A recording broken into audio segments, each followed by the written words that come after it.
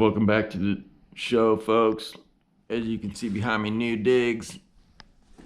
The salad shooter has a parking spot for the winter. Salad shooter. New home waters. It's a whole new ball game. And with that comes a new Ollie's, which has a bunch of good jigs. I know it's a regional thing, but let's go build one together. I'll show you what they got.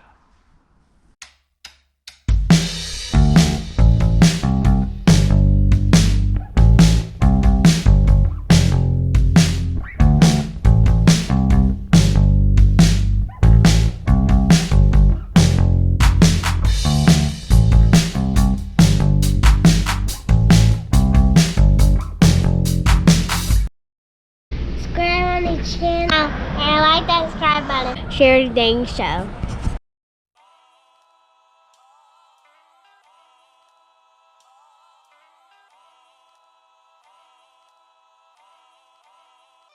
So as you can see down here in the workout space, we made a little workstation here.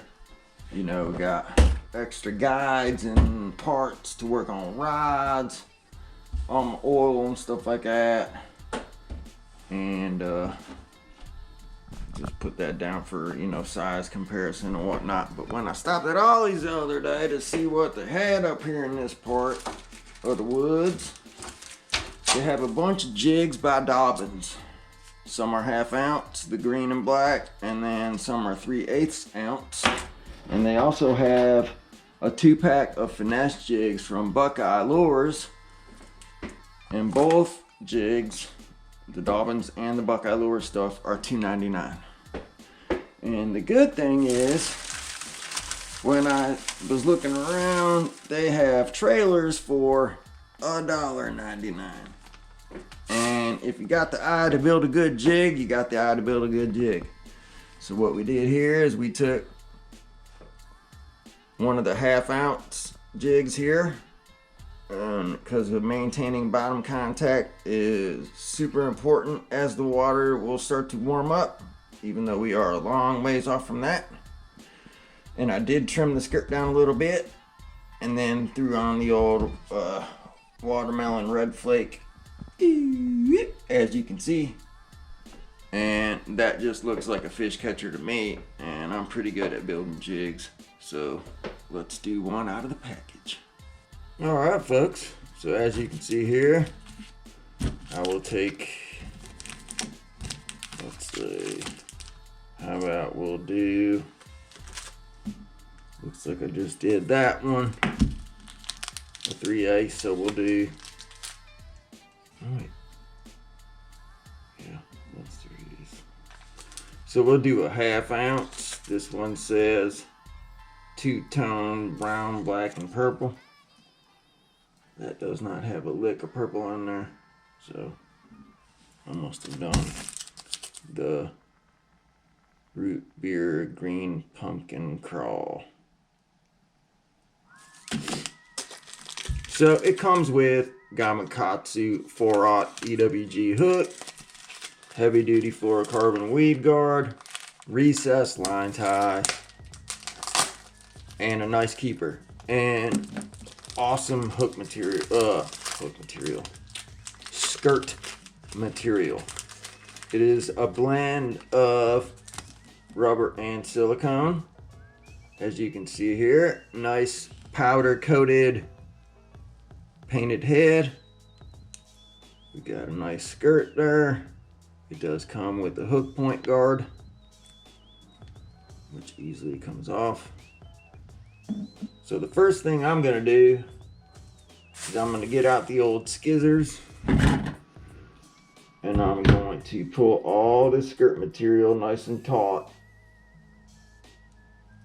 and I'm gonna trim her down a little bit below the hook shank. So we'll go like that.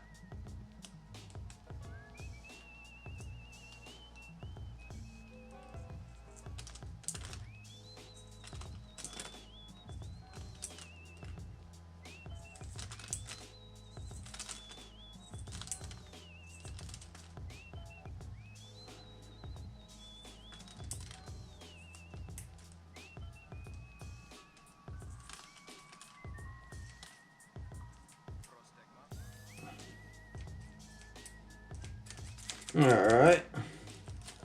Give her a little shake. Okay, now we're trimmed up. Alright, so we'll set this stuff aside.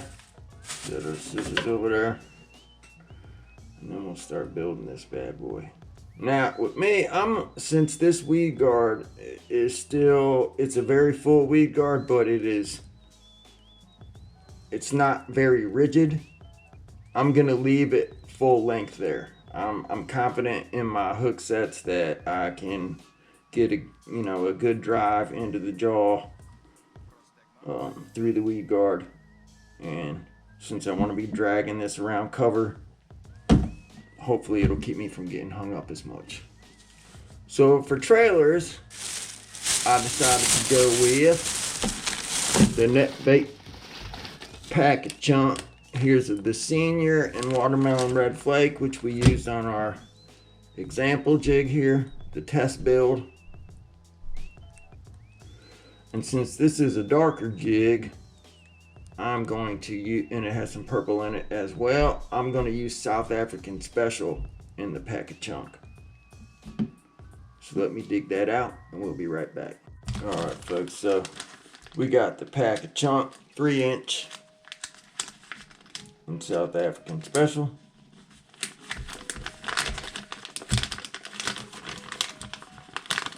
Which is a lovely color. We all love South African Special, whether it's a Zoom product or NetBait or whoever. What a lovely, lovely color. And believe it or not, y'all can check for yourself, there is a huge bass fishing community in South Africa. They have a lot of their lakes, imported Florida strain largemouth. See for yourself on the old World Wide Web.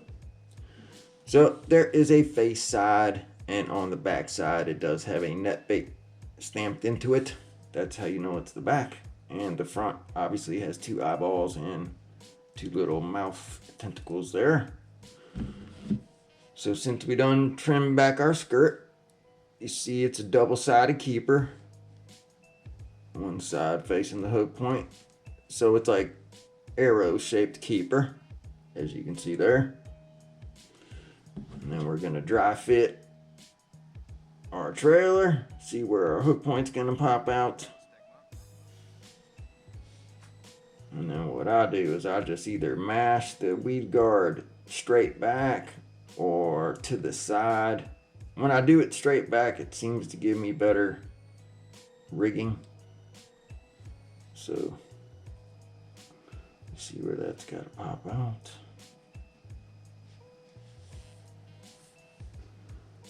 And you just want to take your time. Keep that mug as straight as you can. And then what I do is I leave my thumb in the spot where I want that to be feeling that hook point coming out. Which I just felt it. And I'll pop it. Push it over that keeper there.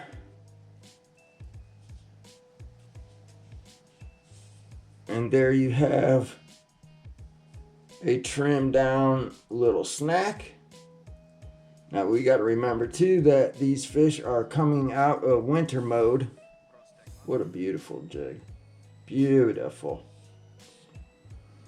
So they're going to be moving a little bit slow. And that's why I throw jigs in cold water. I mean, I got videos titled why I love throwing jigs in cold water. You can see a almost 4.5 pound smallmouth caught in 47-degree water in the Elk River. It's just a fish catching technique all through the year, no matter what. I throw them in every type of water temp, but we're talking about cold water right now. So that's why I chose the chunk style flappers too, as far as a trailer goes. Because if I was out there fishing right now, I would have like a pit boss or something with like 0 secondary action, where I'm solely going to be relying on the skirt and the disturbance on the bottom that the jig head is making into the sediment and or whatever it's bumping off of. But bottom contact, and then more bottom contact. So I do a lot of dragging and reeling my slack as far as retrieves go. I'll do a 3 drag scoot. Sometimes I'll even wind it real slow with the reel handle and then give it a flare so it comes up off the bottom. You got to envision all this stuff in your mind. And envision a pursuity fish right behind it, right? Or a couple. And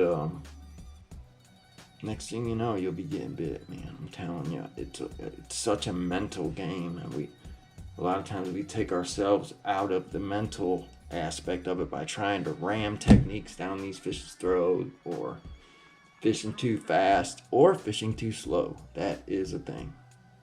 But anyways, guys, I just wanted to give you a heads up that your local Ollies may have some Dobyn jigs or some Buckeye Lures jigs, and they are cheap, and they got trailers too.